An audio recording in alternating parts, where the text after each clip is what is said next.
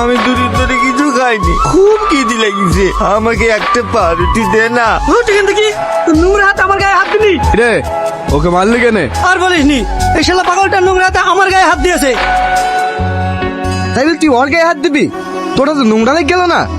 যে নোংরা হাত তোর গায়ে লাগিছে সেই হাতটা কেটে নেবে। বসা পাতে বৌদি, খেয়াল করে দেবে, চা বানাও। এখানে আর চা খেতে হবে না। একটু আগে তুই কি বললি? আমার হাত কাটবি? আমার হাত তো নোংরা, তুই তোর হাত দিয়ে তোর গলা কাট। এই স্টপ, ওই দেখ আমার শের চলে এসছে।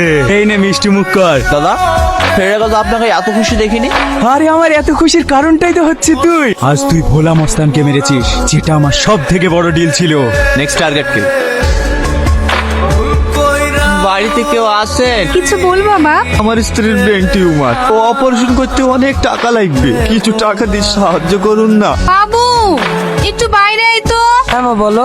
একে কিছু টাকা দে তো বাবু। ঠিক আছে।